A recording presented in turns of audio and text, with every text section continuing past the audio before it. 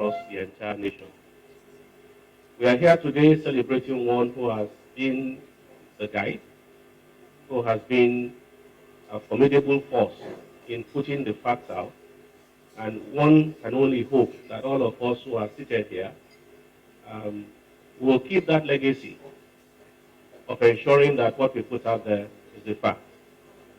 The collective wisdom that has driven the way Business Day has operated has been responsible for Business Day being the #1 business paper, I dare say not just in Nigeria, but across West Africa. And as we listen to Dick and reminisce on the things that he has done, I do hope that that will kindle a flame in the heart of all of us who are here to continue in the path of truth, accuracy, and diligence in the manner in which we have worked. I welcome you again to this site. Thank you. Thank you very much, sir. Dick is truly a lover of Nigeria, and it shows the number of the years he has spent here, and the people in this room reflect that as well.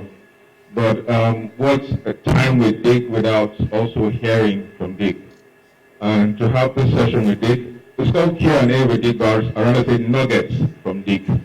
So I'm going to call on our publisher, Mr. Frank Igogun, to come sit down with Dick so we can get nuggets from Dick.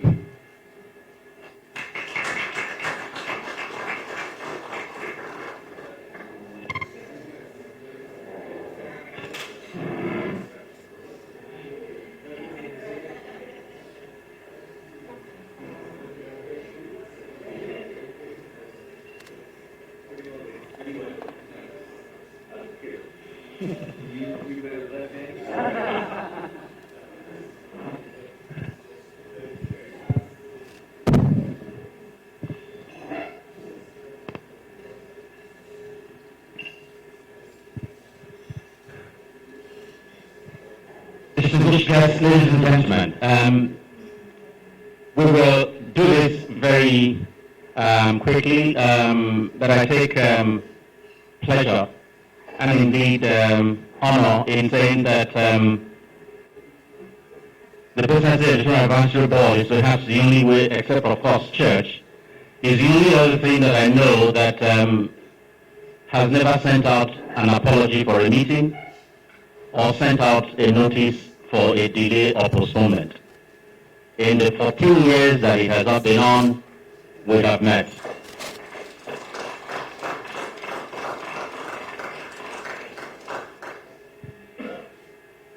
I thought it would be good before we start. Let me just read some notes that I've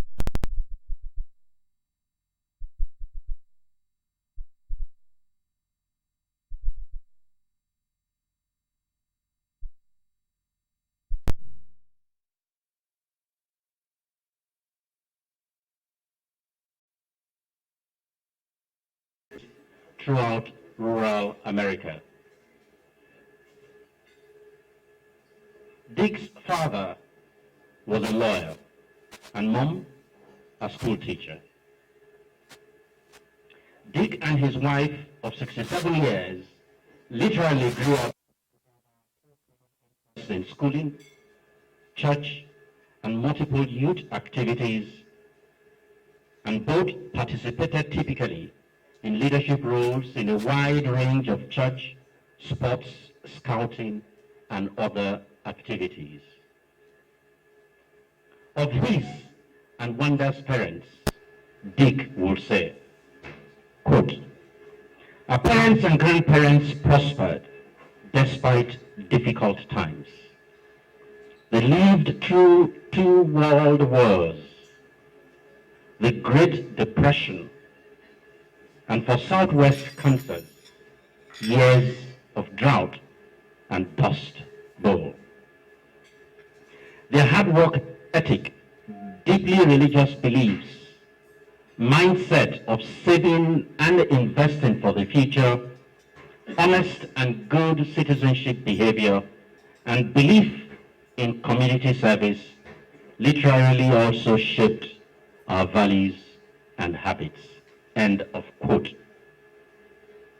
Both Wanda and Dick were good students, but as teenagers, they also worked, Dick on the family farm and Wanda in village shops, as well as doing family chores.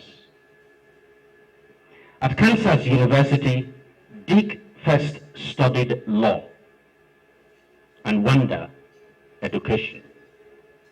But Dick's interest soon shifted to accounting and business management. Dick graduated from Kansas University with a degree in business administration in 1956 and then went on to Harvard Business School in 1958 to pursue an MBA.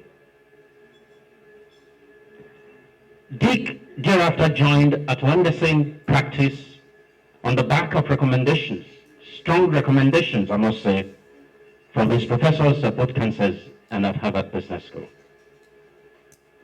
From an 11-year posting to open at Wondersen's offices in Buenos Aires, 1967 to 1974, and Brussels from 1974 to 1978, Dick and Wanda moved to Lagos in 1978.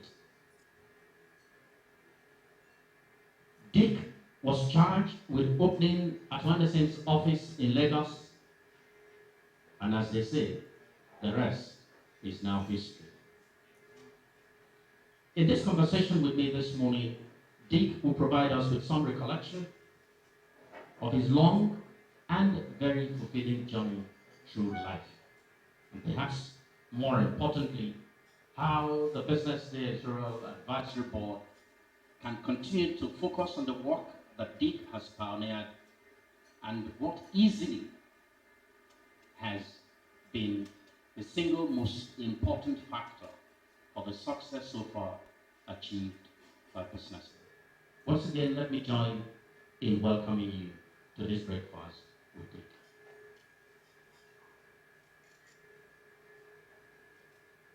Dick, I wanted to start by asking you, as you landed on your first visit to Lagos in 1978, what were the thoughts on your mind, if you can remember?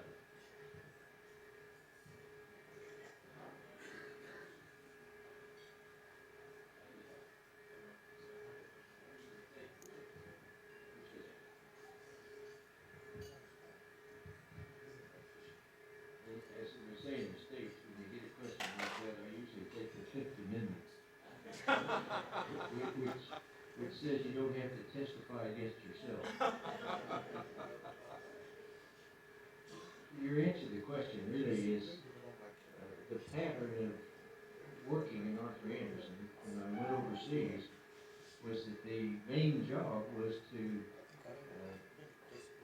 get the nationals in the country that I was working in up to the level where they could take the full responsibility for the offices. And in both Buenos Aires and in Brussels, that had already been started sometime before I came. What do we got now?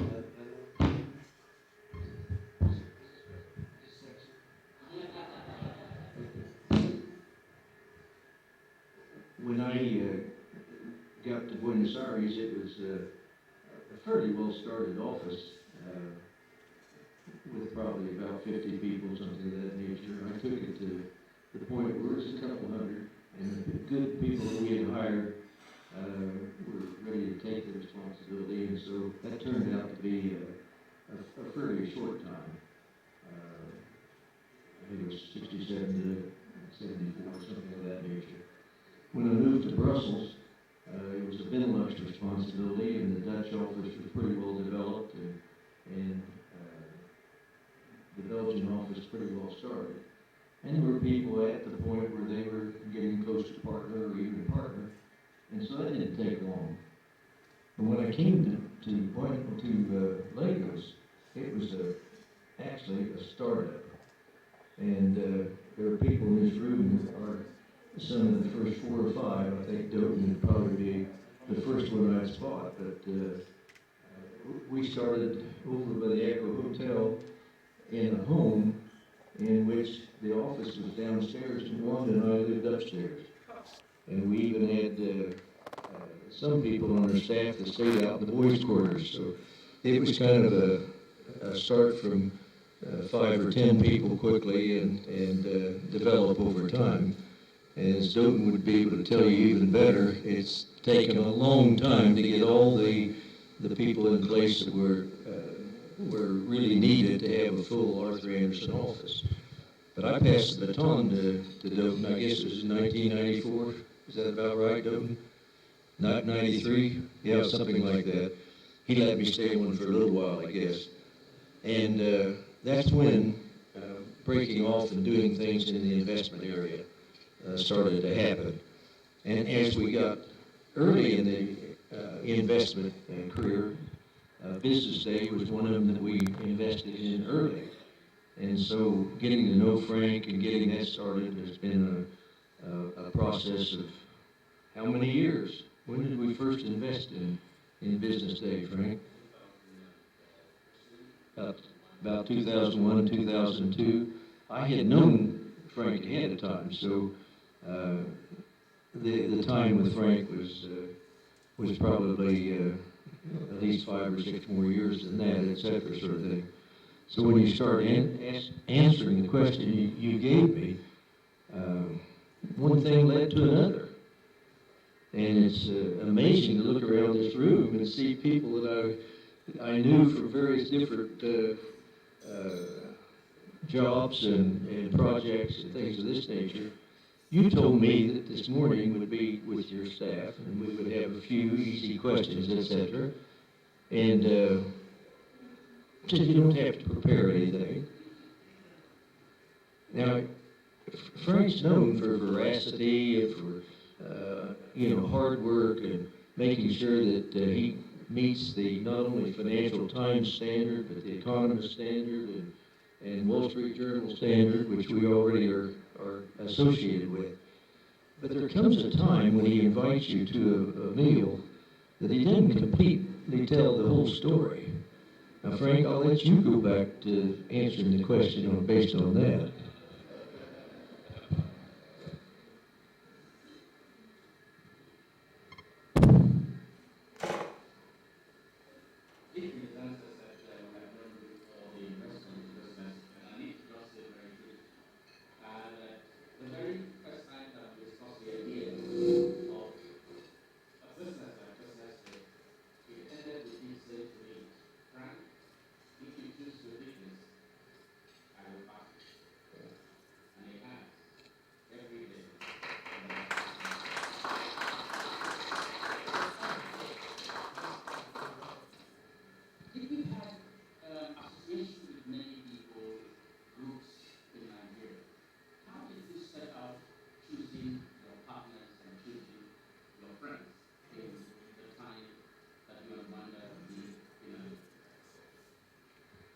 Well, that's a pretty easy one to answer.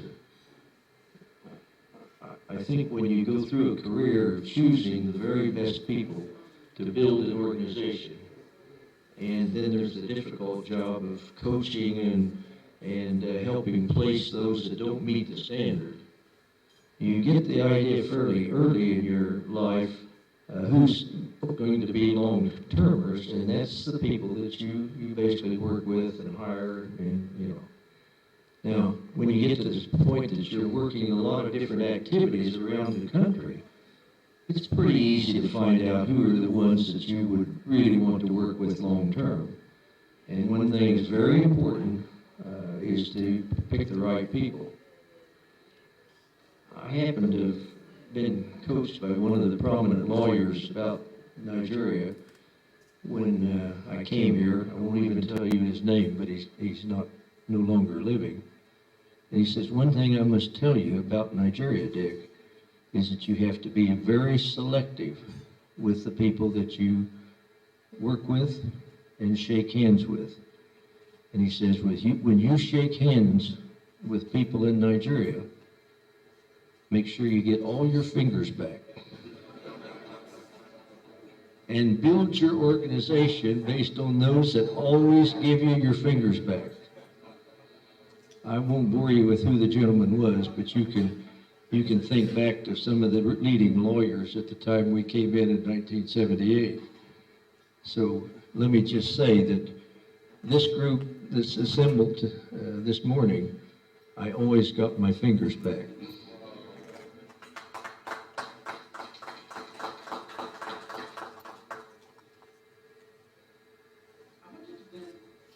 Take us to the initial work at the Nigerian Economic Summit Group.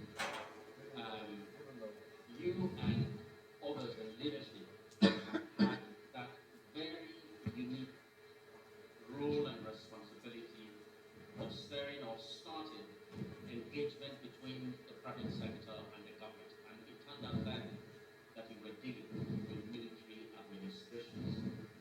How did you manage, and what were the challenges that you had there at the leadership of the Nigerian Economic Summit? Well, that's not going to be a brief question to answer. I think, Frank, you should understand that when we started the summit, there were a lot of very good players that had important roles in it. The one I think you'd have to center on is not here today, is Chief Shonikan. And if you remember that he was able to be in government after a lengthy career in UAC. But the secret of what happened in the summit started way back when people like Pascal Dozier and Mohammed Hayatuddin and Chief Shonikan helped start up things like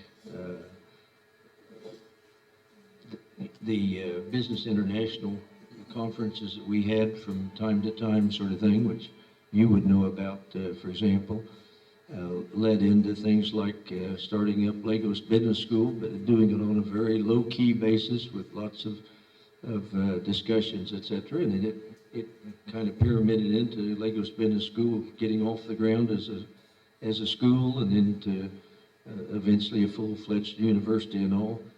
So the point I'm trying to get at this point is that a lot of these things were very small, but they put together the kinds of people that you would like to do when you start something like a summit. And I could give you 6 or 7 examples, but what I'm trying to lead to is that when it was time to put together the summit, it was pretty easy to say, well, we know this industry, who are the key players, these professions, the key players, who are some of the people in the nonprofit organizations, and that group that was assembled for the summit was, I think, the cream of the crop in the country. And one of the things I'm taking away is all the books that have been published for each of those summits, etc. And it's incredible how way back, even the first one or the 5th one or the 10th one, the game plan for Nigeria was set out. And it hasn't changed an awful lot. The names and faces have changed a lot, but what needed to be done didn't change a lot. And that stack of the books is that high. So you can say that the summit started on a very low-key basis, And one thing that came out of it is the visioning process. We had the Vision 2010, and then you had a follow-up that Doughton really drove more than myself and could say a lot more about, etc. But the game plan for Nigeria has been very well charted for 25 years, maybe more. And so the disappointing thing that you talk about in the summit is that you have fits and starts here. You get something to the point where it really is ready to be implemented, and then for one reason or another, it doesn't get implemented. Then you go back to the drawing board and you do it all over again, maybe a little better, but it's essentially the same basic fundamentals that need to be done in the country. And then, boom, it doesn't get implemented. And so the problem that we have now, and I think Oki and others can tell you that this government is ready to implement things, and the question is, are they going to get implemented? And the thing I like about the people in this room is that I am confident they're going to stay the course and they're going to just keep getting the plans right until finally they start to be implemented and Nigeria will change and be a very different country. So the thing I just would do is to put my weight behind, don't ever give up on this country. Just keep doing what is the right thing, and someday, I won't predict when, someday everything will click and you'll be amazed at what this country can do. Having said that, every one of you have been able to succeed in some area of the country by doing the right things long enough. And so you should prove to yourself that the problem with the country is to simply have enough of people like us that are there doing the right thing for the nation's good and not for our own selfish good. And that will be the thing that actually turns on the progress for the country. And someday you'll have a great nation. I hope I'll live that long. Tell us, what prepared you for the decades of selfless service in Nigeria? Because I look at my own personal example, or BusinessDay's example,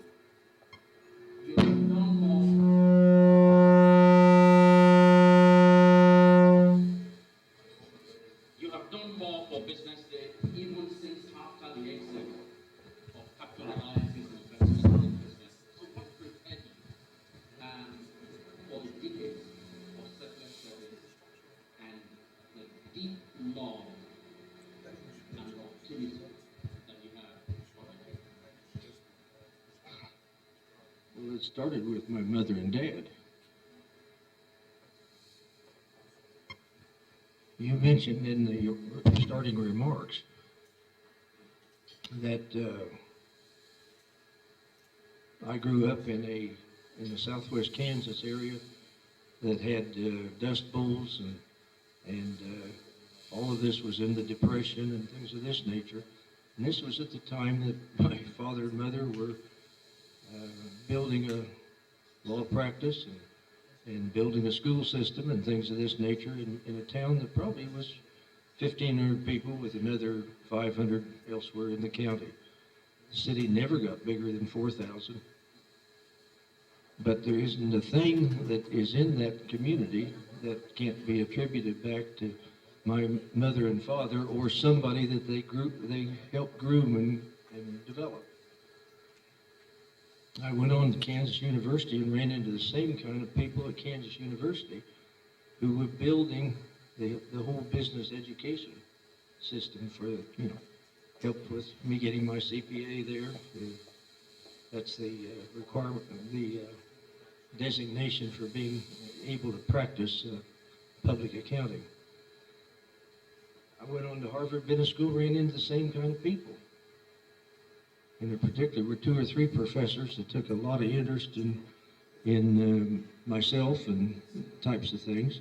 And so you just ran through the whole process of the right kind of people helping guide you to be doing things way above just your own selfish needs to help the community. And one of the reasons I picked Arthur Andersen is this was one of the things that set them apart from almost any other accounting firm. You have to realize that Arthur Andersen, when I joined it, was probably maybe in the top 12 or something like that, and then moved throughout my career to the #1 position. It was only a U.S. company, and then moved all over the world. And Andersen had a philosophy that you got very good at the technical part of the practice, whether you were in auditing or a tax or consulting, but you also built the community, profession, schools, things of this nature. You had to be active in making sure that the whole community in which you were practicing was developed. And so it wasn't enough for somebody that would get very good as they progressed up the ladder in Arthur Andersen. They also had to have outside activities. And Doden could tell you a lot about that, and many of you realized that many of the Anderson type people were the ones that helped a lot in the summit or in the visioning or in many different activities, etc.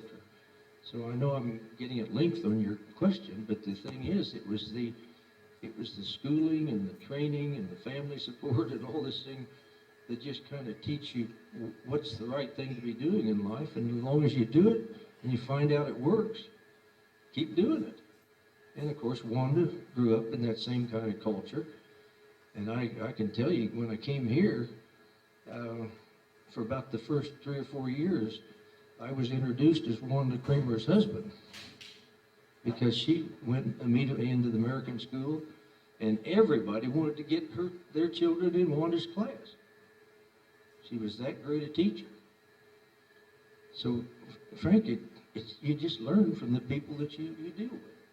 And I can tell you, the people I hired here and we worked with, and Doughton and others can support this, have been an education to me and a real inspiration.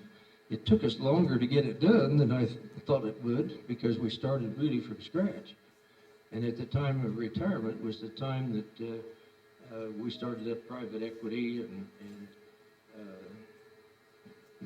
did a lot of these things that were the summits and things of that nature sort of thing. So I got very active just as I retired out of Arthur Andersen, and stayed in the country because those things were being done. And this group here today is that all the leadership that's going to make it happen. I may not see the end results, but if all of you keep working, this will be a great country someday. There's nothing wrong with the people. It's the system. And so if you can get the system right and just keep choosing the right people to be the leaders in any part of the economy or government or non-profit organizations, this will be a great country. Thank you so much, Dick. I will ask one more question before we then pivot into purely business editor advisory board matters, how Dick is leaving the board, what his desires are for the board going forward. And the question I want to ask Dick is, often when, or at least at some point when we meet, you always talk about a country 40 years ago. A country that many in the world thought will very quickly transit and join the developed or advanced world. That country is Argentina, forever in the periphery and tangential among the Committee of Nations. You served in Argentina. How did Argentina miss it, and what can Nigeria learn?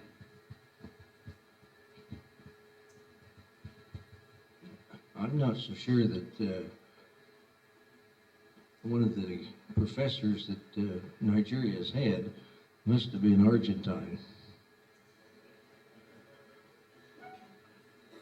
Argentina is an amazing country. If you look at the size of Brazil, how big it is, and the size of Argentina, Argentina easily is 50 to 70% bigger than what we are in Nigeria. And it goes clear up into the tropics. And then it has an area where you can have the kinds of agricultural crops that we have in the middle part of the United States that are so successful. It goes clear down to the South Pole. And it only has about, I don't know what it is today, 40 million people, something of this nature, a lot of them in Buenos Aires. And they almost all came from Europe, particularly from Spain and countries that were Spanish-speaking, or even Portuguese-speaking, etc. And a little bit like happened in the United States, they killed off all the Indians. Well, not all. They chased a few up into Paraguay and Peru and things of this nature sort of thing. And so here you have what is essentially a European country in the most favorable agricultural terrain with all kinds of minerals, including oil and gas and coal, and etc. I don't know whether they were the misfits out of Europe or not, because we put together an office now, I think it's probably 1,500 people, something of that nature. It's over 1,000 anyhow. And I found just the brightest men and women that you could possibly want, train them right, etc. Everything worked. But a little bit like we're suffering here in Nigeria, the people that got into government and the military taking over the country for periods of time, and then going back to elections, and then freeing it up, sort of thing. There's just something about it was stop and go, stop and go. You never got policies really implemented like we did here. Now, Arthur Anderson did very well, and particularly in consulting and things of this nature, where some of the other firms were not that good. And so there's no question that they had the people, and you could put an organization together that was really, really solid. And the funny thing is, it looked like Brazil was taking off and just being so much better than Argentina, and it's now hit the the skids and is not a real success story today. And it again has all kinds of resources. You know, Latin America, from Mexico on down, actually has enormous resources of one kind or another, sort of thing, as much as we have in Africa, and probably a lot more. And so you ask yourself, well, how come you have these blips of doing well, doing badly, and doing well, and doing badly? And so I think if you want to study something that's very much like we have in Nigeria, just study Latin America. Thank you very much, Dick. We will take a 30 seconds, 1 minute pause, so Dick can have some water. And thereafter, we will, as I said, transition to the section where we talk about the BusinessDay Advisory Board work that is ahead of it.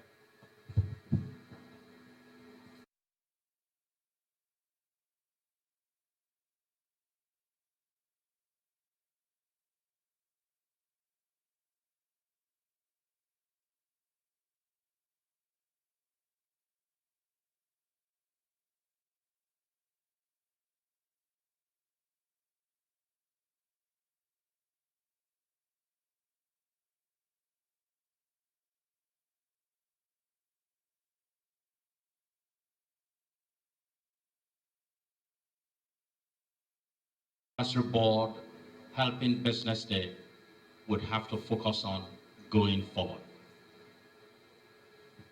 It could be 4, but 3 will do. You haven't done it yet? Come on, Frank. You talked about starting and stopping. I'm hoping that maybe new things would have, evolved in the period. Well, certainly, as certain sectors may get their act together and start working well, you need to pick on the ones that are more in their infancy, etc. And so quite obviously, having kind of a forecast or a focus on where the economy is going in the whole business sector, because you're really talking about what's the scope of BusinessDay and what do you do. It seems to me that you need to be getting people on the advisory board which help you in those areas. When we started back in the beginning, it was pretty obvious. You better have some very key people that know the petroleum sector. And of course, one of them that we focused on at that time was Imo Ezuele. And Imo probably is going to head the advisory board when I step down, but he's in London getting some medical attention, which you told me reported back to you in good shape. So one of the reasons Afalabi came on. But the point I'm getting at is to get the right kind of experience in that industry. And I know that those two made a huge difference with their experience, but we could also invite more current players, because what actually happens is that you may think you know the industry and you've been out of it 5 or 10 years, You don't really know it unless you talk to the people that are actually doing the work. So staying with oil and gas, we frequently brought in people from the major companies and from NNPC and from suppliers to talk with us, you know. And so it wasn't just the monthly editorial sometimes at work. We'd have workshops, as you remember, on that particular industry. Now, I could go through all the other people that have been in the advisory board, and you'll find that we covered the basic industries. We also tried to cover education and healthcare, and you know, the parts that were really I would say the infrastructure and all that supports the business area. And of course, you couldn't run a business day without knowing enough about the political situation, and also there's also been an attempt to have that kind of background built in. But you go around this room and look at all the people that served on the editorial board. They were there for a reason, and basically they contributed an enormous amount to the wisdom and the further editorial work and the studies and all that your staff have done. And so I think the real purpose of the editorial board was to help you be focusing on the right things in a country that was developing. Maybe developing slowly with some things, but in other areas really taking off. And you can take telecoms, for example. You already gave the example. You can take healthcare. You know, you had people who were actually very deeply in those areas. And my guess is that what you've got to do with the editorial process is always be looking at where the changes are coming, and be sure that you have people on the editorial board. You know, and this whole thing that you've had a lot of different workshops and things of this nature and different things gets you a spread much, much bigger than just the editorial board. But it serves the same purpose, except that you then are able to report on what they do. And that could be something that could be expanded. I think you also have made sure that you got involved in the summit and in various chambers and things of this nature that are the more progressive ones. And so I think the good thing that you've done, and it really comes out of The Economist and Wall Street Journal and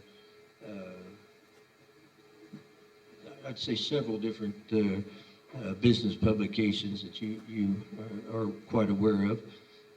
You have to be involved in what's actually happening, and it's the only way that you can have a newspaper or any kind of a news organization that is on top of the situation. And so you just keep working with these people, and Business Day will be a success. It's nothing I taught. It's just urging you to do it. Thank you, sir.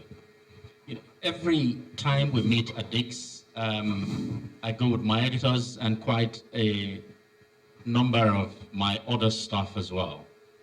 And there is always enough space for us. We take over the whole house. For the time we are there with members of the board, as long as we don't, if Wanda is around, stay beyond a particular time of the day. Otherwise, Wanda will dutifully walk downstairs without saying anything, and we get the message.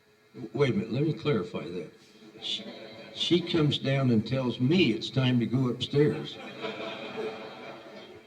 She doesn't come down and tell you to stop meeting. And we have enjoyed every bit of it. I mean, the support that Dick has given us, the doors that he opens for us as journalists. I tell my people that as reporters, we are only as good as the sources that we have. We can never be better than the sources we have. And Dick has made it possible, exceptionally possible, for us to access very high-level sources. And what he told us at the very beginning has been for us a guiding light. He says to us, even conventional wisdom in Nigeria can sometimes be wrong. And what that means for a reporter is that you have to be careful what you believe, even if told by your father. You must subject it to interrogation. You must subject it to research before you begin to get to the point where you start to print what you have heard. So at Business Day, we never run when we hear. We ask the question, really? So what? Where is this from? Who said it? Were you there? And then after that, we're asking, what interest has this guy in this matter? And we start processing before we get to the point where we publish. Without any question, over the years, Business Day has distinguished itself with its reporting of the economy, at least, and perhaps in some other areas as well. And you will note that when we came, we met a plethora of business publications. And as they say, we are the only ones standing.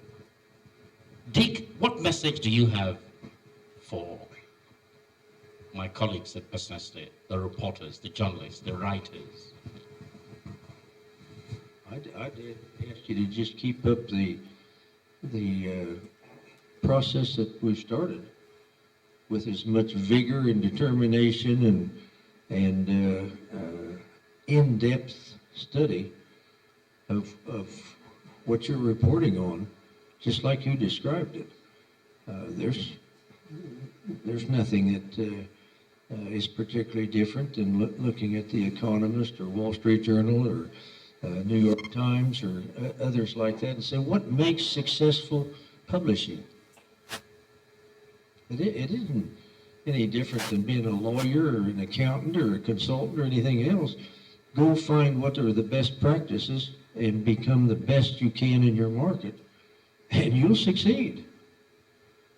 And I read 2 or 3 other publications every day, and I can tell you that they got a lot of work to do to keep up with you. So just keep doing it. You'll be right at the top and keep going. And this whole audience is the kind of people who make sure gets you there and keeps you there. Be sure you're talking to these people. Now you got to talk to others as well. But make sure that those that are all planning their life and what they're doing with the long-term success of the country or their profession or even their family are the people that you build on. Thank you, sir. I will assume that I took leave of Wanda last night to ask what would be my final question. And I think Wanda gave me the impression that she had told Dick how to answer the question. Dick, 67 years of marriage. What is the secret of a successful marriage? And what one to tell you? She told me what she told you.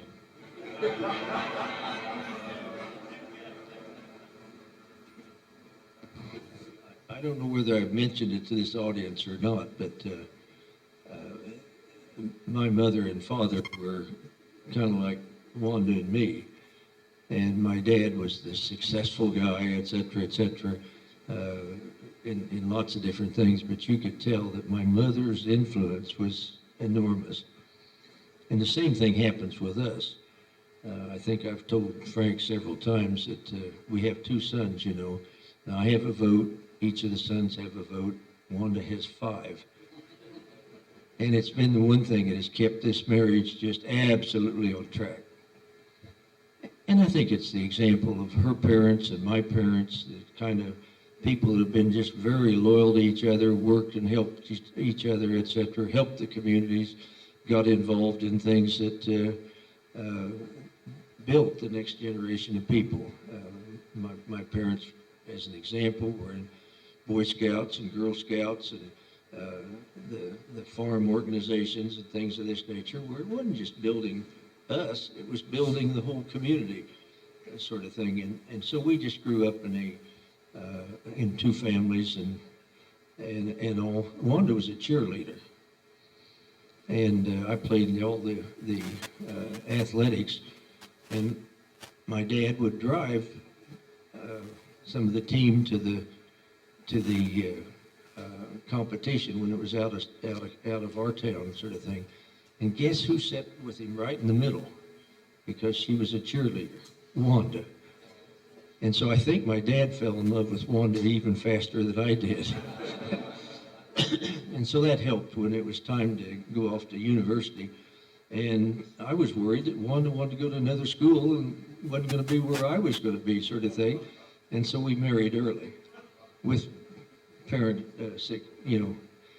completely behind us, sort of thing. Something we probably don't do in as much today, and you don't do it in the big cities. It's the little city where this sort of thing happens, sort of thing. So Wanda came into our family very early with the number of votes to make sure that our marriage worked right. And anybody that knows her, I'd get Doughton up here to talk, or others, etc., who grew up with Wanda in practice here. She's just an amazing woman.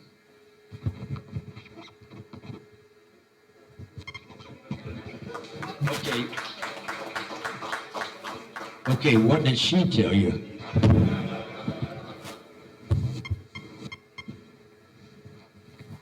I hope you're not expecting me to say anything, because I'm not going to say anything if Dick would say anything. I think this is a very fitting point to bring this part of the breakfast to a close. We have more time than we had hoped. Our promise is to get it over at 10. We know that some people have joined us, and I refer especially to Ben Akabweze, the Director of Budget for the Federal Republic of Nigeria, who has left everything in Abuja to be with us here this morning. So we will, thank you very much, thank you. Thank you. So we will yield the floor. There may be one or two questions from the floor and comments at least from Ben, and of course from any member of the Editorial Advisory Board that may have a comment or two to make as well. But I think at this point, I'd like to thank Dick. He has answered every question. I must assume that the answer he didn't provide, if you care for the answer, you can see me privately. So at this point, I'll yield to Ben and just allow Ben. Ben will say a few things, and of course, Mr. Felucia Phillips will as well, very quickly. Can you help me with the mic, Tayo? Thank you.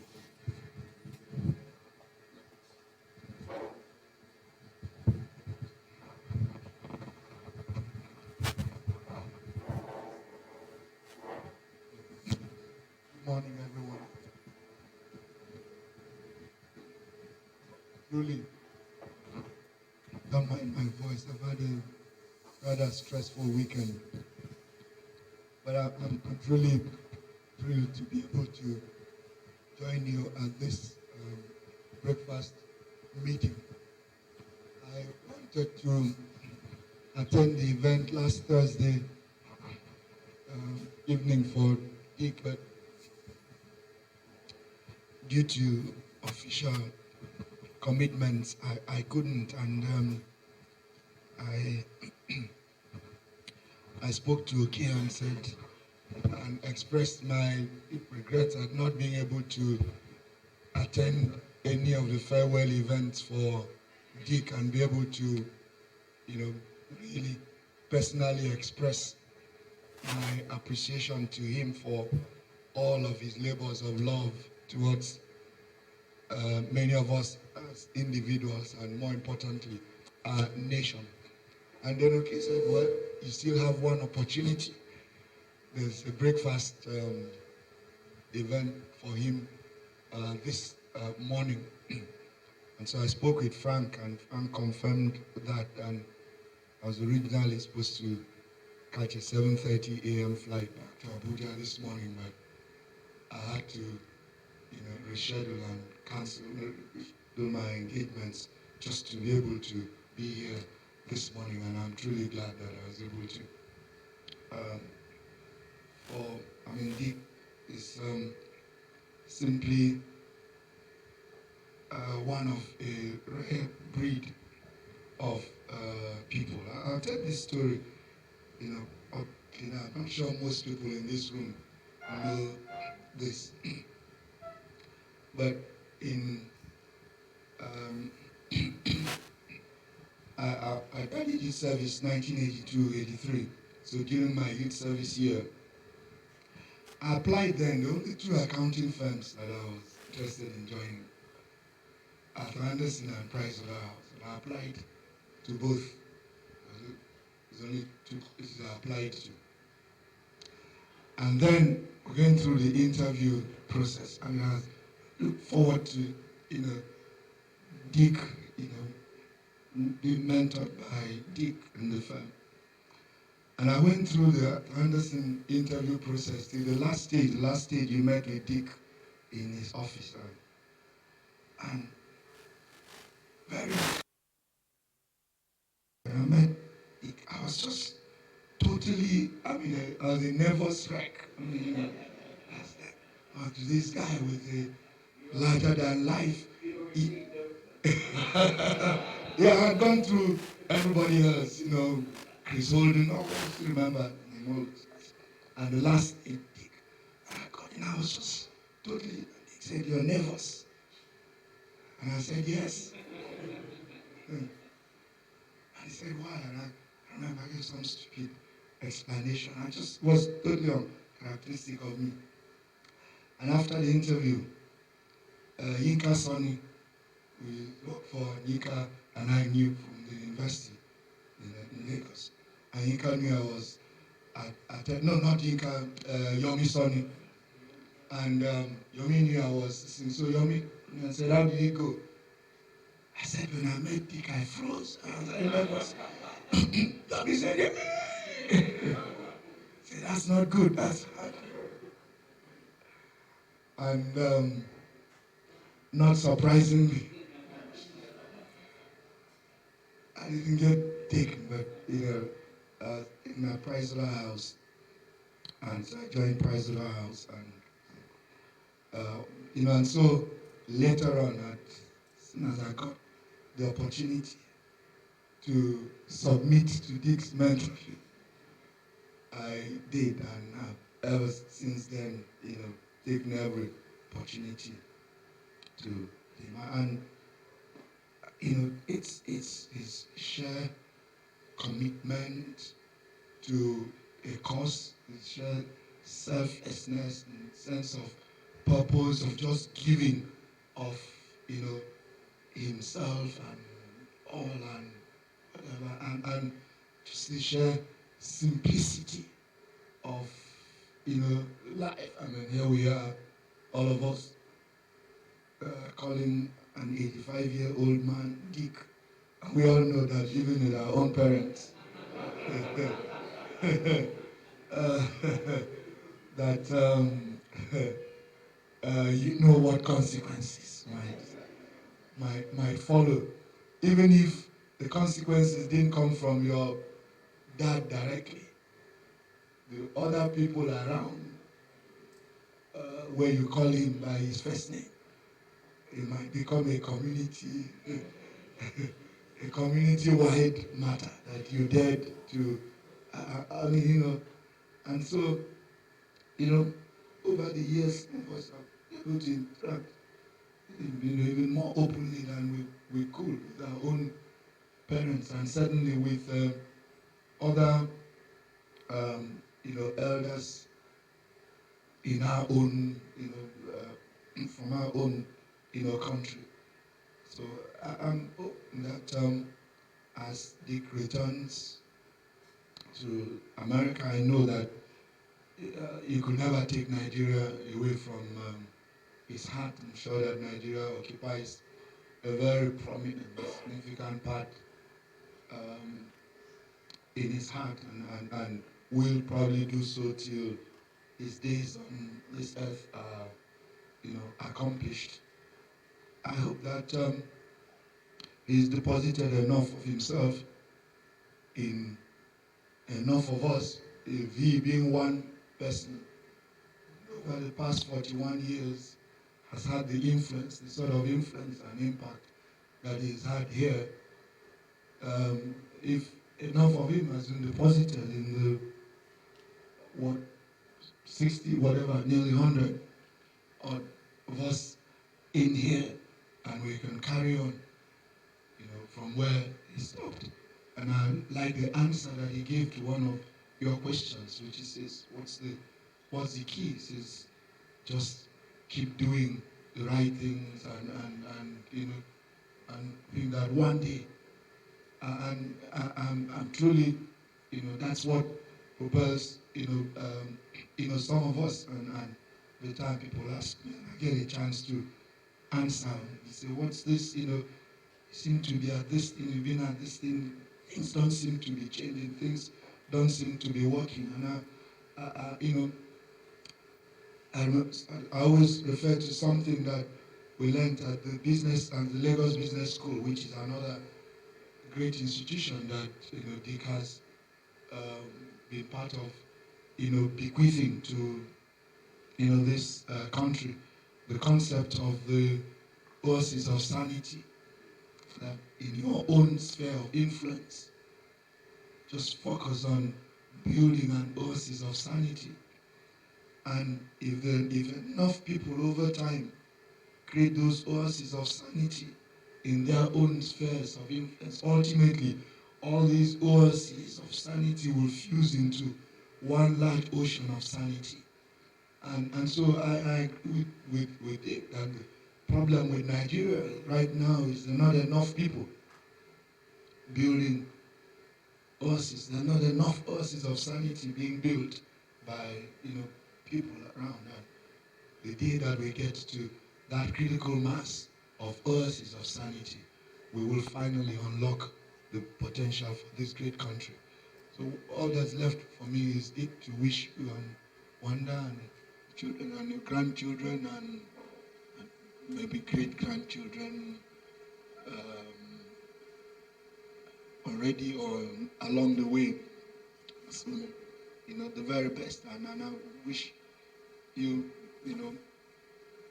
excellent health, the rest of your life. And I know that you may be retiring. This is probably, I don't know what anniversary of your retirement, but I know you are not tired, and I don't think you are about to simply go and stretch up your feet too. As I'm sure you will continue to serve whatever community you're running to in every way that God enables you to. And I wish you the very, very best. And God bless you.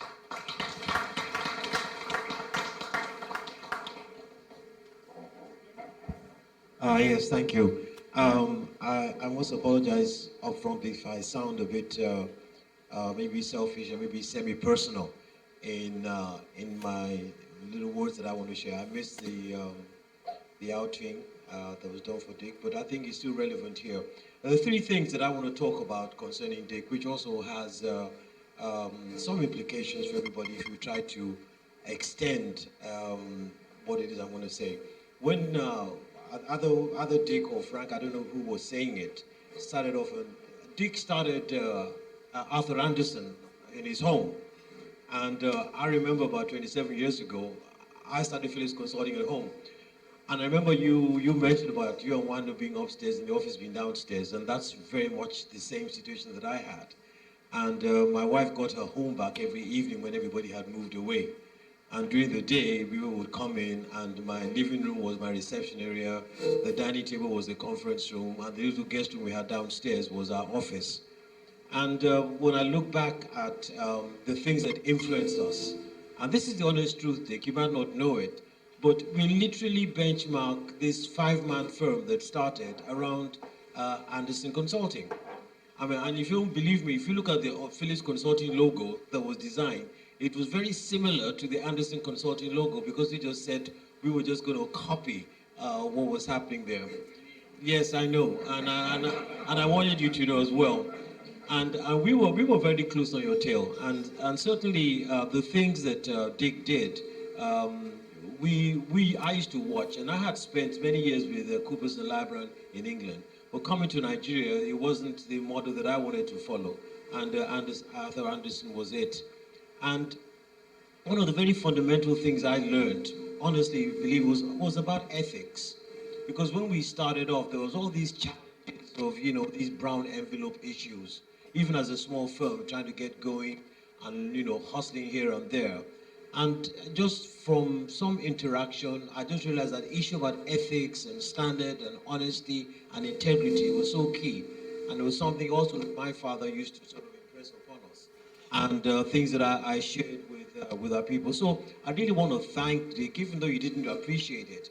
There's a lot that one was learning from you, from that far distance. A lot of benchmarking and a lot of just watching. And thank you for that. And certainly, you might think that Arthur Anderson was the only product, but I tell you, indirectly, Phillips Consulting as well. The next thing I want to sort of show my own appreciation, again, it concerns many, is the Nigeria Economic Summit Group, because you and Chief Shuneko, Pascal, a lot of you really personified the summit. And for a lot of us at that time, young and vibrant and energetic, and the Vision 2010, and all those things that took place with the FECO, Dotun, there's a whole community. And what I got to learn very early on in life, in my own sort of corporate life, is that it's not just about your company. I started to appreciate that it's about the community, about the nation, about economics, and things that ordinarily you just wouldn't be involved in. And what I remember so much about the Economic Summit Group and Dick was the Shell scenarios. I don't remember the Shell scenarios. This used to be this video we used to watch with Brian Anderson, was it? With Brian Anderson. And these things for Argentina, there is no alternative. And all these things, even for us young people growing up at that time, it had a huge impact on us.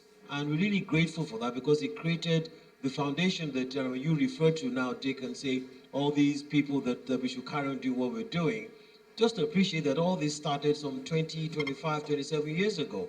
And one was able to maintain it and grow in that environment. All the rapporteuring that was done, all the getting together and the excitement of participating in the economy. And what you say about the green books of the economic summit, it's interesting.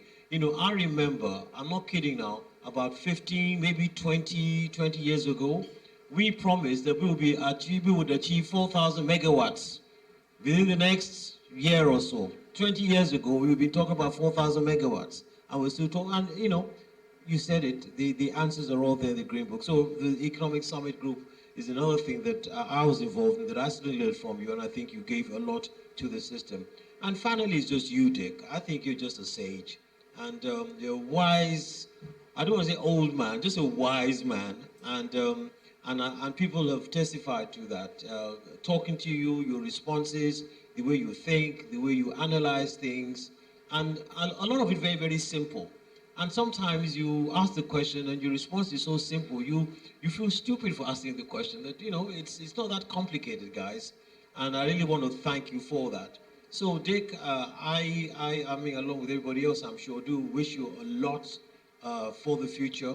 And the question that I have for you, is how are you going to stay connected with Nigeria? Because I think you'll be doing a great disservice if you go away and you don't maintain some connection. We will allow you to move away physically, but I think that there's got to be some mechanism for you to stay connected. Obviously, it's difficult to stress you, Dick. You are never stressed. I think you have some kind of a safety mechanism around you. So I wouldn't begin to apologize that we don't want to stress you. I know we can never stress you. But apart from thanking you, how do you intend to stay connected to Nigeria? Thank you very much.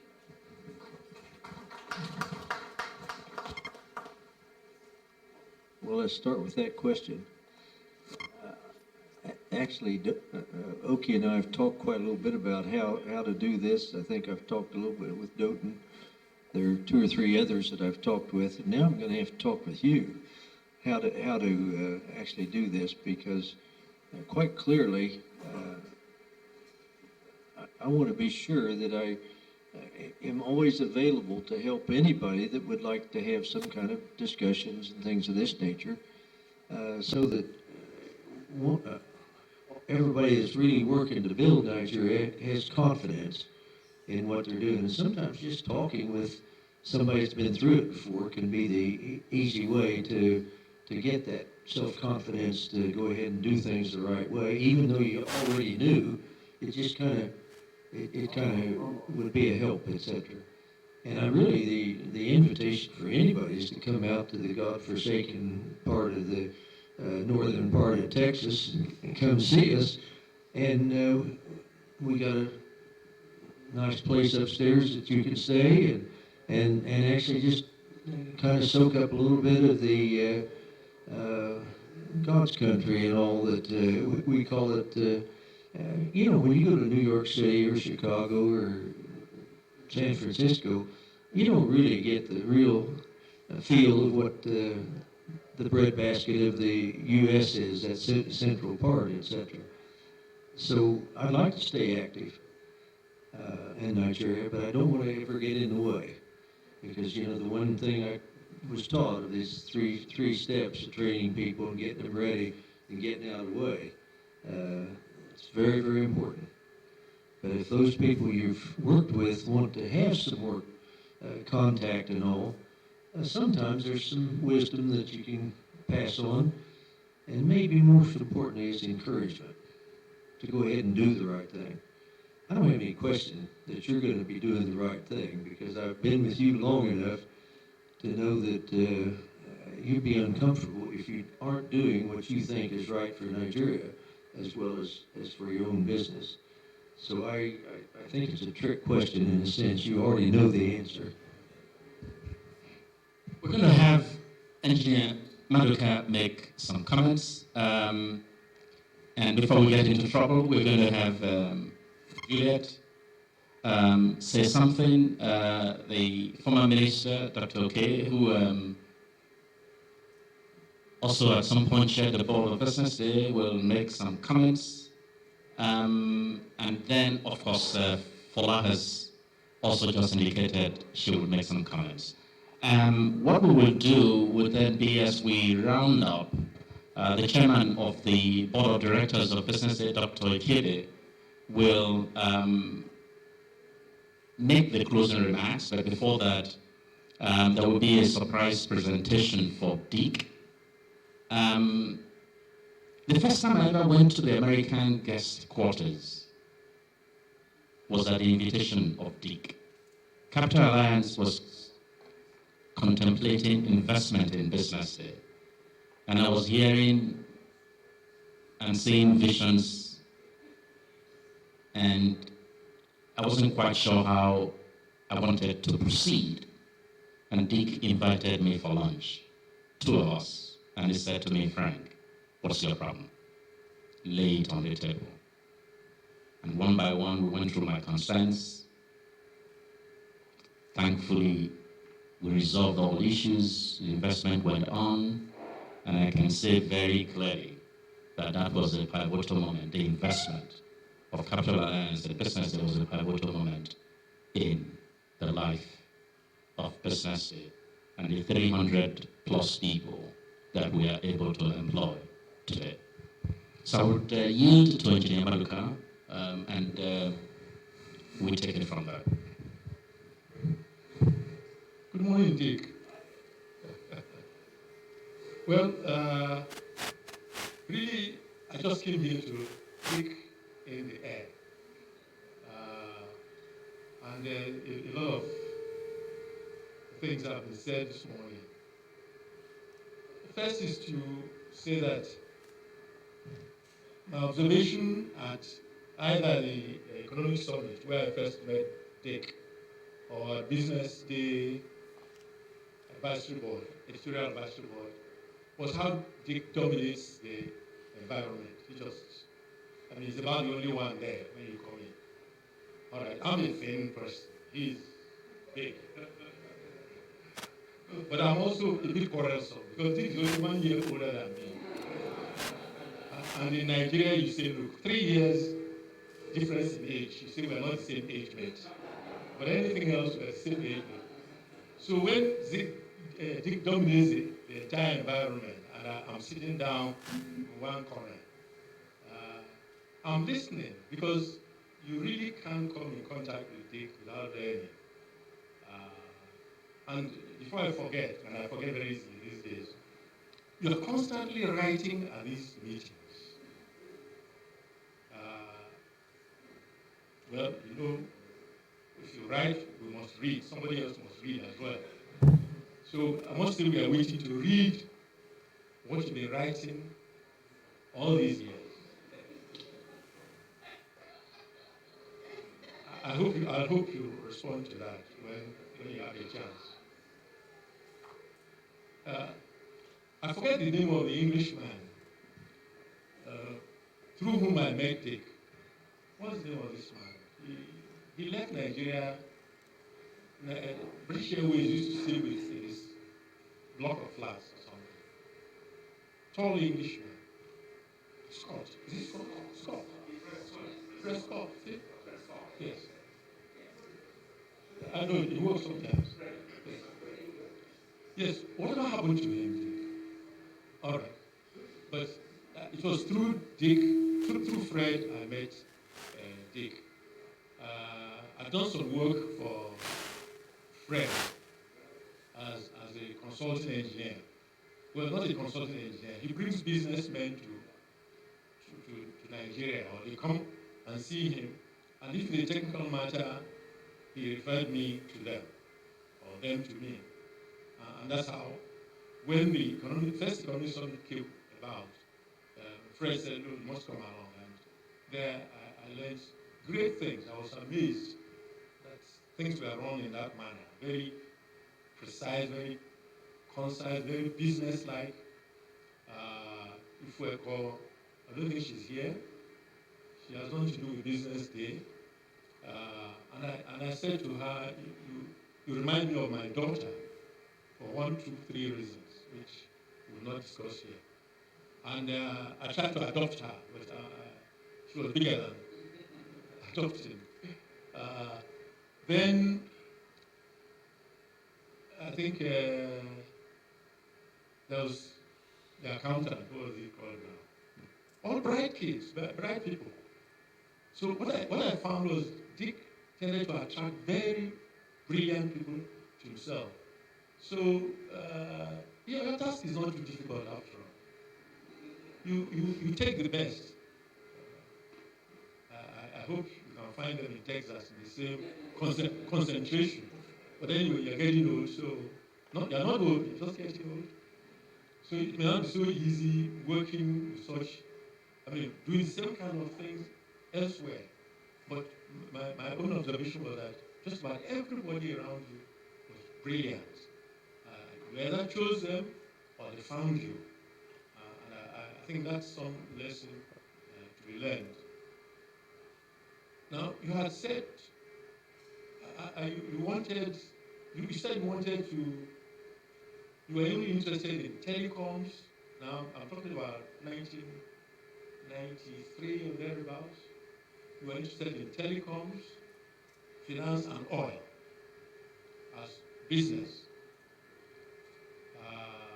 So I really don't know how you got into BusinessDay, unless you thought that the media was a tool to get to whatever else you wanted. But I didn't come here, I just came to breathe the air. One more chance before you left, with you, one more chance before you left Nigeria.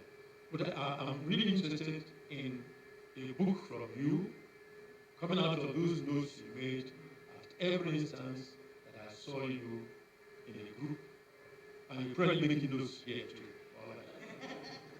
Thank you. Yes, Superman. Dick would like to say something, but before you, Dick, I wanted to just say that BusinessDay is a very proud beneficiary of a number of books, reports, files from Dick. And last night, one that was reminding me of some more shipment that I need to come for. But Dick will be speaking for himself. get to your comment though. We wrote a book at the time of our 80th. I don't know whether you got a copy or not, but if you didn't, the very first thing we'd have to do is give you that copy. And what it does, it starts off a little bit with me writing about my history to age 80, and then Wanda writing about our history to age 80, etc. And then there's over 80 people, many of them in this room. Did you also write? I thought you did. But did you get the book? Oh, you got the book. Well, if you're expecting me to write another one now, I'll see if my pen will still work after we get back to the States, etc. But I'm not quite sure that I've got a lot more to say because the baton has been passed to so many people. They ought to be writing the next book. And I really hope that, in fact, anybody in the audience that didn't get a copy of the 80th book can ask Frank, that him coordinated. We still have about 20 or 25 copies that I was going to put in the office and let people need them, if they need them. But that could come from Frank. We'll give you about 25 books, and that would work out.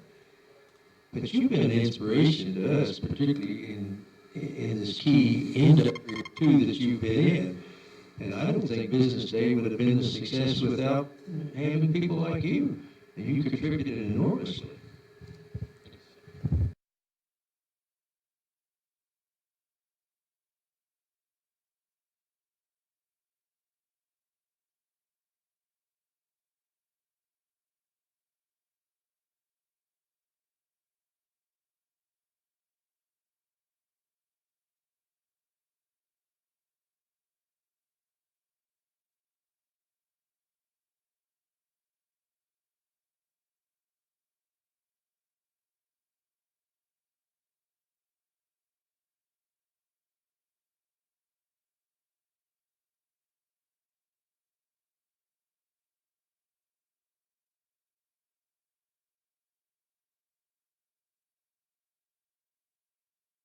Anymore by the time I joined. I joined in 1999.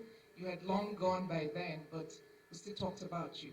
So my mentor and my coach was Dotun. And then, so it was a bit surreal to then meet Dick and realize that if Dotun was the spring, Dick was the source of the spring. And so I had the benefit of learning and being mentored by two people. It was almost like that generation going further and further down the line. So there are three things it's a very short comment. I want to thank you for three things. One is resilience. I've learned resilience from you, and what I will call optimism bounded by pragmatism. I've also learned that a lot from you. A lot of the sessions when I was part of the American Business Council, and we would get to points where we would almost be about to give up. And, Dick would be the one to say, okay, so what? So we chuck it all and everybody leaves Nigeria, so what? And then at that point we pause and realize that there's just no other way but to keep going and keep making it happen. And the third thing I will talk about is you have, your questions were more impactful sometimes than your answers. Because you figured out that even for problems that were like conundrums and required a lot of thinking through to solve them, that the first ideas that came and the first solutions were not necessarily the best ones. And so you spent a lot more time in the questioning than in the telling. And through the questioning, then the mental cogitation would happen over and over again until then we got the real gold nuggets, I'll put it that way, of what the real solution should be. And so that I've learned from you. And I'll end by saying that I've over time formed what I call my mental models of decision making. So a set of principles for different situations that guide you in terms of decision making. And a lot of the things I learned from you in the American Business Council, being part of the BusinessDay advisory board as well, have been part of those mental models that I've formed. And they have been consistently good models for good decision making, looking at things from a sustainable perspective. What's it, long term? What are the right decisions? What's the ethical way to do it? What could you look back at 90 and be proud that you did it? No matter how difficult and how hard it is. What is the more difficult and harder right versus the easier wrong to do? And I just want to say again, like a daughter, that I thank you for teaching me all that and from being there for me all through the years. And we would not let you go just like that. We would still keep in touch and keep learning from you. Thank you so much for that.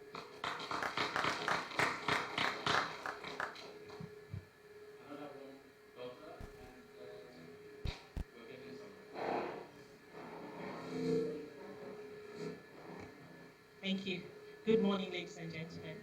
Well, I'm really glad I managed to meet this session. Apologies, I missed last week, so I'm grateful to be able to, again, as Engineer Maduka said, breathe the air with Dick, at least here in Lagos, one more time. While I didn't come out of the Anderson stable, I'm still very much a student of Dick, coming out more from the Harvard Business School stable.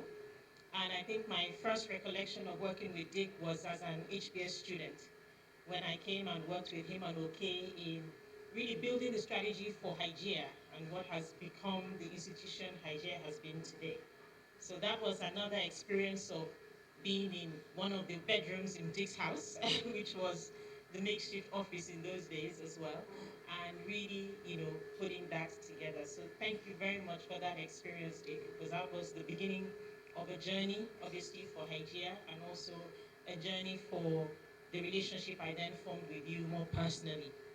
I think out of that relationship, the personal one, if I can speak a bit about that, I think you have probably pushed two things the most, which has been lifelong learning, and particularly, again, in the role I then took on with Harvard Business School alumni here, and your work with us, and continuing to push us to realize how much we needed to connect with the school, and not just connect with the school, but also bring all the learning that we could from the school and use it to think about all the issues, all the strategies and so on that we needed to think about here in Nigeria.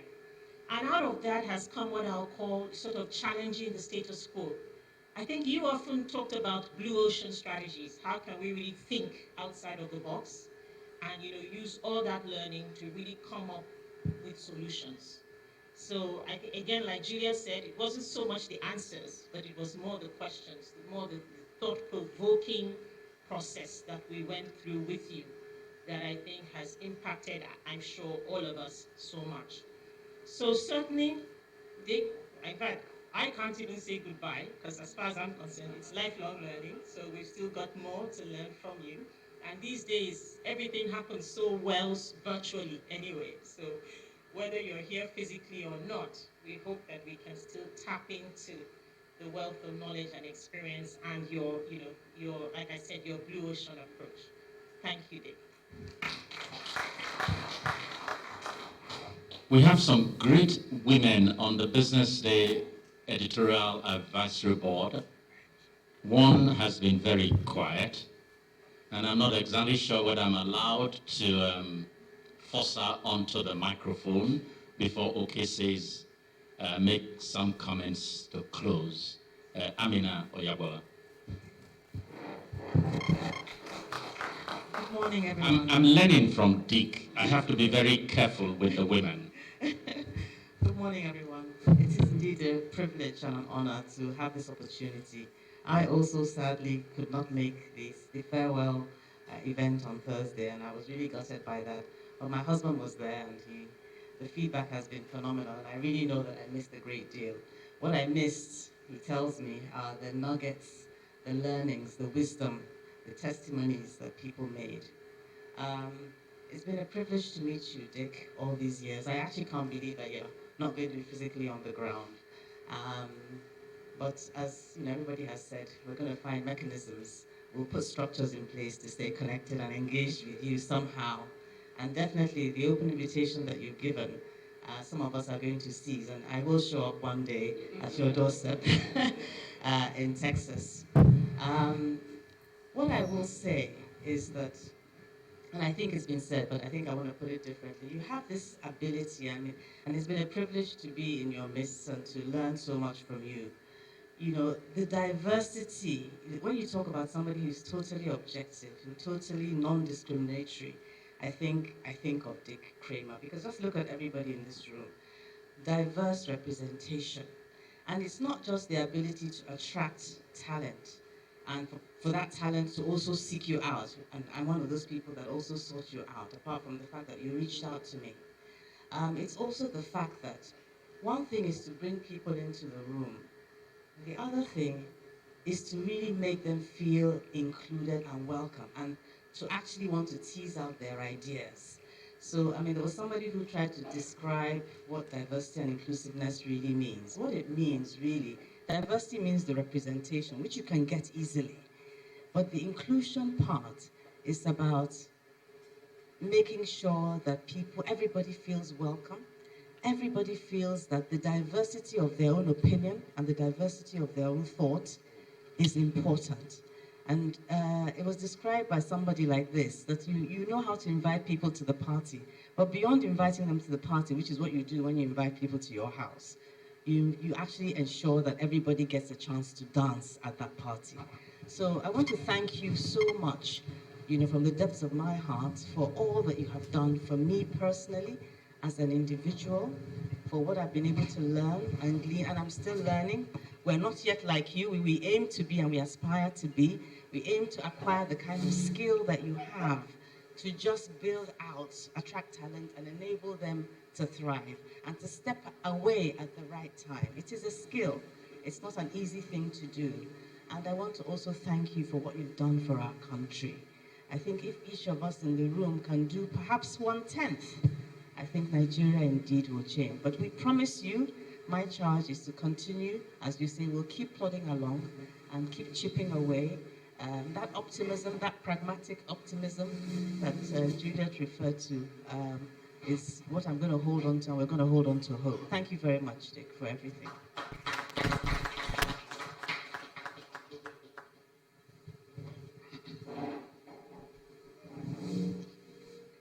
Thank you so much. A lot has been said. Let me share my own few thoughts as we begin to close. And I'll begin with a saying from my father, which my biological father, as you people know, Dick has been my father for many years. My father actually died in 1990, but Dick has been my father, I would say almost ever since. My father used to say that a little thing is a little thing, but faithfulness in a little thing is a big thing. Because I sort of watched the evolution of the editorial board of BusinessDay, you will agree with me, it's become a big thing. But it's because of the consistency. Like Frank said, for 14 years, they didn't miss a meeting, or they hardly missed a meeting. It sounds like a little thing, but faithfulness in a little thing is a big thing. And that's one of the great Dick lessons. In fact, I used to say it, that Dick is constant, Dick is consistent, Dick is faithful. It doesn't look glamorous, but when you do things like that, for those of you that are students of maths or finance, the power of compound interest kicks in. A lot of the things that we struggle with is because, the faithfulness is missing. Because really, it's the power of compound interest that works for all of us eventually in the long range of time. And that's one of the things we learned from Dick. Then Dick's mother used to say, clean up your doorstep before you criticize others or before you try to clean my doorstep. This is very important because, again, one of the Dick legacies and one of the Dick's many important lessons. I can tell you that if each of us can commit to doing the right thing, just like Dick did, if each of us can commit to build our own oasis of sanity in your family, You know, Nigerians, things were criticizing, like the mother used to say when you're pointing a finger against both parents, four are pointing back at you. You can imagine if we got it right in our families, in our workplaces, in our communities, every one of us, the same way Dick has taught us. I believe it will make a huge difference. That's what he meant, or what they meant by the oasis of sanity. That if we commit to becoming an oasis of sanity, doing the right thing, Nigeria will be fixed. The problem Nigeria has is that we're pointing the finger at those leaders. And we forget that we're all leaders in our own little way. Say you're a leader in your family, you're a leader in your workplace, your own space. You're a leader in your community. You know, can you imagine if we chose the Dick legacy? I think my dear sister Amina already pointed out that let's model Dick's life by pouring ourselves into other people. In other words, if we did, she said, a tenth. Can you imagine if we aspired to do what Dick did by just doing the same thing, just using the time life has given us, God has given us, you know, to invest in other people, the way Dick did, pouring ourselves into other people, and building systems. He always said that there's nothing wrong with Nigeria. It's the system. And frankly, because I've learned that from Dick, at times one has to be careful how you judge people or how quick we are to act as if like people are no good. Because the truth is that in the right system, you know, those same people will produce. Dick used to tell us that you take Nigerians outside Nigeria and they perform. So there must be something here that is not right, that is causing the underperformance. It cannot be fundamentally that there's something wrong with the Nigerian.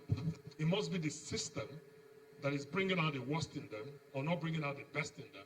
And this is something that we must accept as part of our responsibility as we send Dick forth. One of the things, I don't know whether Dr. will speak or not, but I know that one of the commitments I made in a previous setting like this, sending Dick forth, is that like every one of us, that will do everything by his grace, by the grace of God, to really carry on that legacy. Because the way we can honor Dick the most is by continuing to live for the things he stood for, that he poured into us, the life he lived, the investment in people, the systems he built. And when we were starting African Capital Alliance, somebody said to me that Dick was an institution, because I had a choice, and I knew that like by partnering with Dick, you know, I was dealing with some of the major risks of things that could go wrong. And of course, like I said, the rest is history. He made all the difference. And of course, we've been told that we can build an ocean of sanity if we will really pull our weight. So I just want to challenge us to accept this accountability, because honestly, you know, I think we can fix Nigeria sooner than we think if we accept responsibility. I think it's the denial and the self-righteousness and the blaming of others and this sense of, you know, it's not my fault, it's my neighbor's fault, that is wrecking Nigeria. It's true in Abuja. I've been in Abuja in the highest places. It's true there. They're pointing at Lagos, in case you don't know. Lagos is pointing at Abuja. And it's all a farce. It's a major farce. They say the elite in Lagos, they are the problem. The Lagos people say the Abuja people are the problem. Can you imagine if Abuja pointed at Abuja and Lagos pointed at Lagos? It will make all the difference. Lagos people are so comfy, saying if they will do the right thing there, you know it'll be okay. The Abuja people are so comfy, saying you guys are training your children abroad, so you don't care. And that's why the country is not working. Nothing could be further from the truth. Because I came from here, I know how much people here care about Nigeria. They will give their life for it. But it's a lack of wisdom, basic wisdom. The wisdom that I am more responsible than I think. That Dick's father and mother taught him. That if we can learn, we will fix Nigeria. It's not in our neighbor, it's in us. And I pray we'll learn that lesson. Now, let me close by saying that, like, Dick said something again today. He said, don't give up on Nigeria. Keep doing the right thing and you will eventually succeed. This is one of his great, great lessons. It sounds simple. It sounds almost like, you know, one of those things you say to encourage somebody, but it's a profound truth. He said, you will eventually succeed. The key word is eventual. That eventual can be 100 years, it can be 1 year. It all depends on us, honestly. And at times I wonder, they say, I don't want to preach, but they say, God, a day is like 1,000 years to him. 1,000 years is like a day. He can wait for for 30 generations. It's up to us, because really for him, time is nothing. So we are the ones that should be in a hurry. We're the ones that need to wake up. You know, so keep faith with Nigeria. Keep faith with Dick by doing the things he believes in.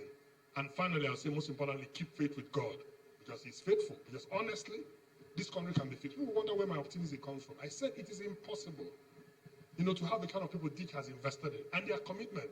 Some of them prepared to give anything. I mean, Dr. is a fierce Dick disciple. I mean, what will fail me? He believes in the training he got. He's stubborn about it. He insists you must learn it.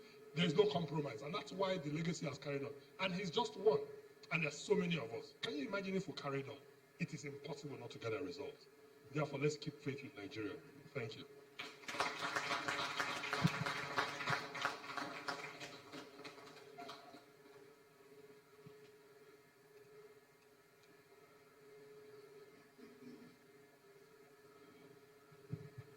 We are very close to bringing this breakfast to a close. Let me just say that 2 years ago, Dick has been telling me, Frank, I need to hand over the baton. The time that I will no longer be in Nigeria is coming. Who will be the person to take over from me on the editorial advisory board? Dr. Imo Sweli will be our chairman going forward. He's unable to be here this morning because he's recuperating from surgery in the UK, but should join us. And the baton handing over has been very successful. His surgery's been successful. And the surgery has been successful as well. So we're thankful to God for that. But I know that Dick was very, very careful to ensure that in all the associations and partnerships that he was involved in, that the baton was very safely handed over. And I'm happy to say that in the case of BusinessDay, we are safe going forward. Dick, would you want to say any more thing before Richard would bring? I have one more thing to say. You've heard from 3 outstanding women today, and there's a 4th one sitting right in front of me that could have given just as good a comment. And I have to comment that I was in one of the last MBA classes at Harvard Business School that had no women. I think it was a year or 2 later than that women started being admitted to the MBA program. Actually, there was a sister school called Radcliffe that had some programs for women, and many of the Harvard Business School professors actually did some teaching in that. But the class I graduated from in 1958 had no women. Now today, as I understand it, it's up to about 35 or 40% women. And if you take the ranking of scores, it's over 50% of the top 50% of the class are women. So it's no wonder when I see 3 wonderful women, one of them's missing, and I see who are right in front of me, that I say, I have to make a comment. That I think there was a comment that maybe I could adopt a daughter. Wasn't that a comment? What if I approached wanted to say that I want 4 daughters? I'll bet she'd say yes. She has only one rule. I can fall in love with as many women as I want to, but I can't bring them home. Thank you so much, Jake.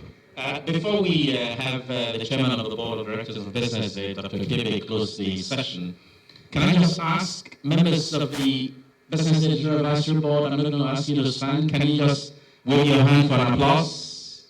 We love you. We thank you. We thank you so much. Thank you so much. Thank you. Thank you for all the hard work. Thank you very much. You know, when we decide who we want to invite to the board, all we do is write a letter in the name of Dick. And there's no one who I've invited that has turned us down. No one that I know of. No one. Absolutely no one. Dick, thank you very much. Thank you. Fuller, if in your absence, I wanted to adopt some daughters.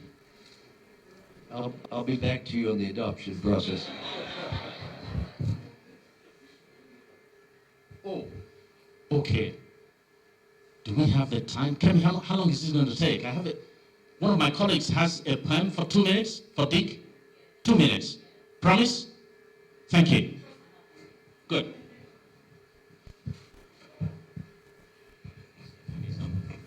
Can I stay here? So I get a bit emotional when it has to do with a daddy going or a mommy going because I'm an orphan. So I was just saying to myself, you're not related to Dick in any way. Why are you so emotional? I think that's also part of me. I just hate to see daddies go and mommies leave. So I thought, you're not going here. I'm coming to Texas in November, so that's fantastic.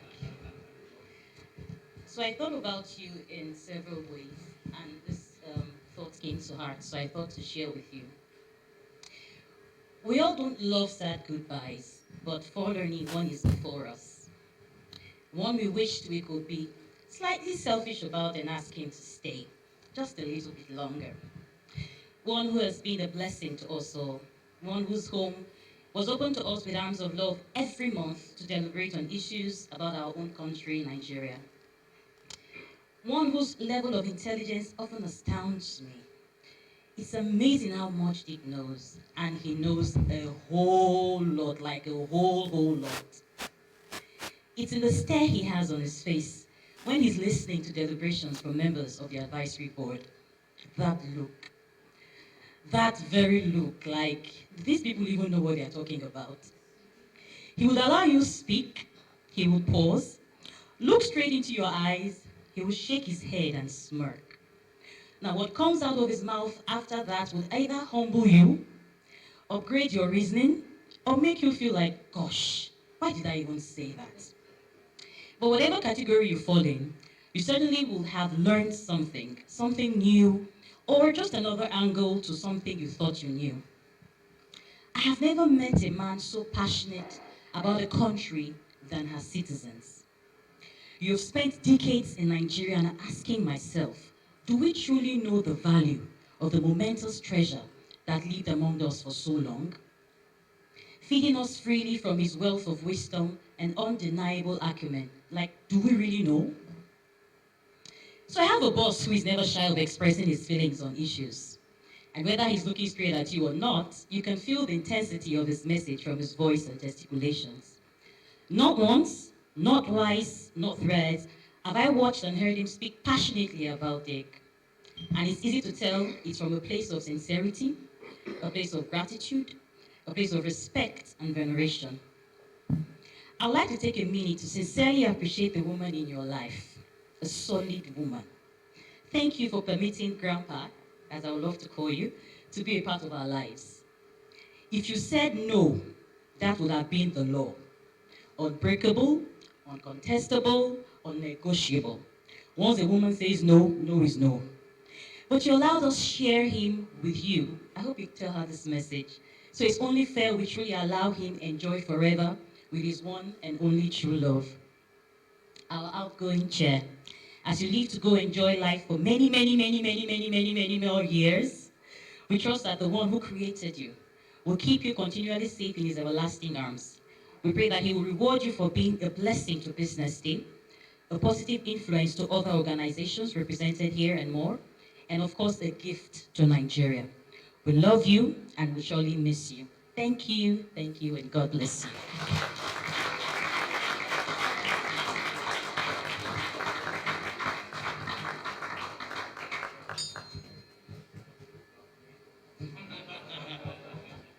Dick will be adopting granddaughters. Good morning, ladies and gentlemen.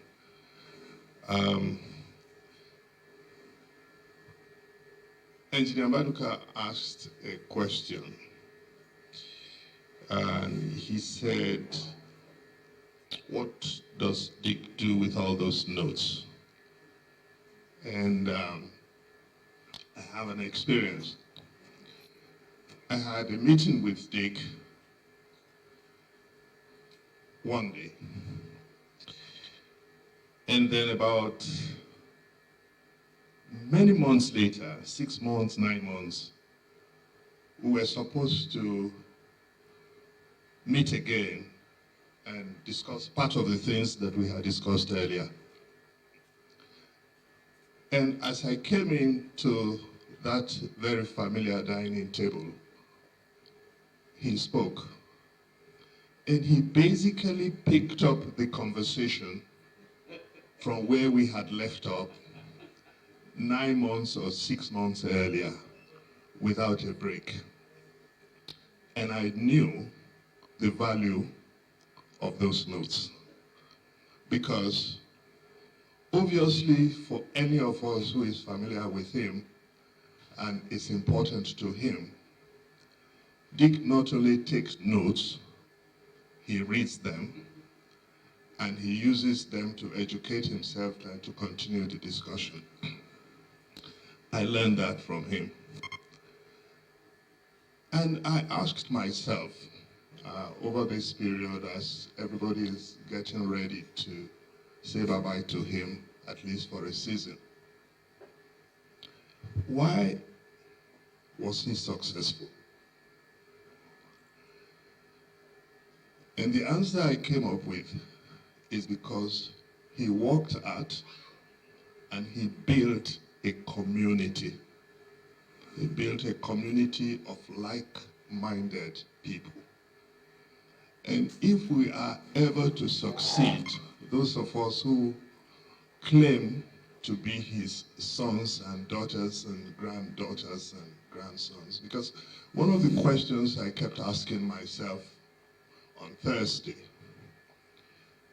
is not just where are Dick's sons and daughters, but what legacies have we who claim to be his sons and daughters, what legacies are we leaving?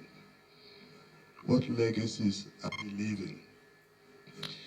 He said, there is nothing wrong with Nigerians. And the people of Nigeria are okay. But the system, he says, needs fixing. Let me also answer another question that Engineer Maduka raised. He said, why did he choose journalism? How come he's investing in BusinessDay? There are three institutions in a country that lacks institutions that affect the destiny of a nation. One is media, the second is education, the third is religion. I know some of you will wince when I say religion, because all the three are in trouble. But I dare say, because of Dick's commitment and involvement in BusinessDay, BusinessDay has excelled above all the rest. Every morning when I wake up, read either online or hard copies of the BusinessDay, I can see the intelligence, the commitment, the industry, the hard work that has gone into this. And BusinessDay alone cannot affect and change the destiny of Nigeria. But along with others, if we can rescue other media institutions, if we can rescue our religion back, whether it's religion as expressed in Islam or religion as expressed in Christianity, we've gone mad right now. And I pray that the God that we claim to serve will help us. So, how do you define a legacy? How do you define success? I think all of us in this room are a proof on how you define a legacy and how you define success. Just keep doing what you are doing that you know is right. For 41 years amongst us, that is what Dick has done. And we are a proof. I had two occasions, two periods in my life when I had to interact with him. The first was when I was executive director of the Nigerian American Chamber of Commerce. The chambers had asked Arthur Anderson then to recruit an executive director and I believe they had interviewed a number of people. I was leaving government then in 1990 as an assistant to a minister, and the late Harriet Adams had recommended me for the job. I didn't want to stay in government. So I was told to meet everybody there was to meet, but that the last person I will meet would be Dick, and if he says no, that was it. And I met with him at that old Arthur Anderson's office near Eco Hotel. And later, I think he told me right then that I was hired. Can't remember, but I got the impression that I was hired. And the next 2 years, I worked very closely with him to see if we could put the Nigerian American Chamber of Commerce back on the map. The second period I had opportunity to work with him was during the Vision 2010. This year, last year, marks the 20th anniversary of that vision. All the things that we aspired to in that vision are still outstanding. We have an unfinished business, as all of us who say that we are sons and daughters of Dick Kramer. We have here a book in the making. It's not finished yet. And it has a very sad title, I must say. The Lost Vision. But we believe that we can reclaim that vision back. And we can do something about it. The problem I have with all of us in this room is that we all talk too much and we do very little. I hope with him going away, with his going, I hope we will recommit ourselves to purpose, which he represents, to vision, which he represents, to community, which he represents, and to vision. It's my pleasure, sad as it is, to present the unfinished work. We're still working on the book, The Lost Vision, to Dick Kramer as he leaves Nigeria.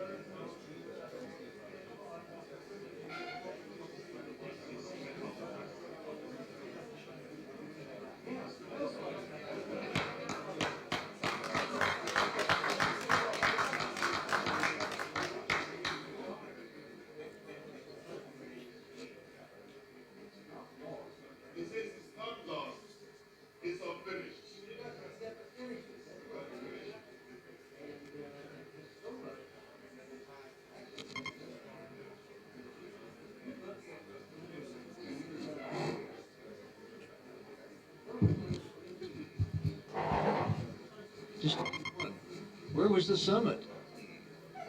You can pick out 50 different things that weren't here 40 years ago that are really milestones in this country. And the question is, how did they happen? And how can you make more of them happen? And how can you get it spread out over the whole country?